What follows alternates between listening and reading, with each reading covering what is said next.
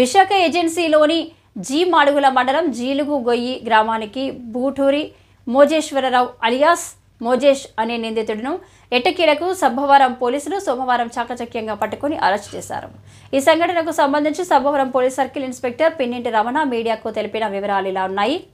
2022 April నుంచి 2 ఏళ్లు 10 నెలలుగా పోలీసులు కళ్ళు కప్పి తప్పించుకు తిరుగుతున్న గంజాయి సాగు చేస్తున్న వ్యాపారి బూటారి మోజేశ్వరరావు వారిని సోమవారం తెల్లవారుజామున గొర్లవారిపాలెం సబ్బవరం రోడ్డులో అనుమానాస్పదంగా తిరుగుతుండగా పట్టుకుని అరెస్టు చేశామని తెలిపారు.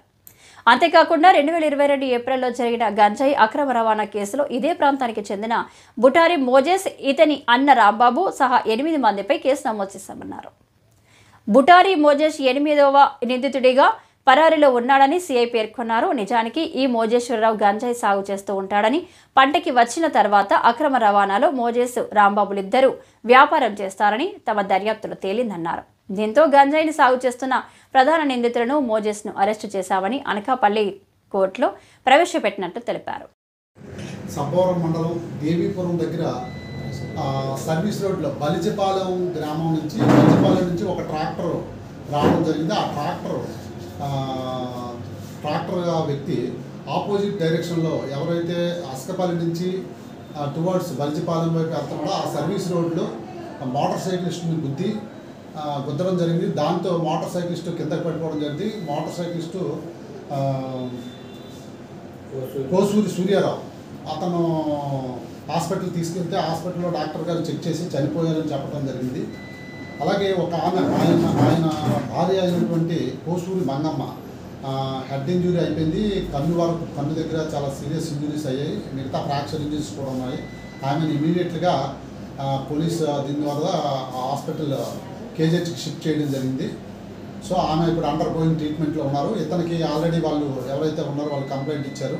కంప్లైంట్ మీద కేసు రిజిస్టర్ చేయడం జరిగింది. దాని మీద ఇంక్వెస్ట్ జరుగుతుంది. అలాగే ఈ యాక్సిడెంట్కి కారణమైనటువంటి బల్రెడ్డి శేషబాబు, అతను కూడా బల్రెడ్డి శేషబాబు గవర్వారి కల్లాలు చేయలు. సో అక్కడ నుంచి ఆయన్ని అరెస్ట్ చేయడం జరుగుతుంది ఇప్పుడు. అలాగే ఆ ట్రాక్టర్ను కూడా సీజ్ చేయడం జరిగింది, కోర్టులో పెట్టడం జరుగుతుంది. బ్రాడ్ డెడ్ అండి, అంటే హాస్పిటల్కి తీసుకెళ్లేసరికి డాక్టర్ గారు చనిపోయారని చెప్పారు అతను. సో ఈమె అండర్ గోయింగ్ ట్రీట్మెంట్. ఈమె పరిస్థితి సివియర్ ఇంజరీస్ కానీ పర్వాలేదు. ఇద్దరు కూడా అన్నదమ్ములు. ఈ రాంబాబుని ఏప్రిల్ నెలలో అరెస్ట్ చేయడం జరిగింది. ఇతను ఇప్పుడు అరెస్ట్ చేసి ఏమైనా పంపించడం జరిగింది. అలాగే ఇప్పుడు పండిస్తున్నారండి, గంజాయి పండిస్తున్నారు. ఎక్కడండి? ఆ ఊర్లో జీ మాడుగుల మండలంలో. ఇంతకుముందే అతన్ని ఒకరిని అరెస్ట్ చేయడం జరిగింది. ఇతని పేరు రాంబాబుని అరెస్ట్ చేశాము. అలాగే వీళ్ళ దగ్గర ఉన్నటువంటి వ్యక్తి చాలా వరహాల బాబు. ఈ వరహాల బాబుని కూడా అరెస్ట్ చేసి పంపించాం. ఎంత విస్తీర్ణంలో సాగు చేస్తాం? మాడుగుల మండలం.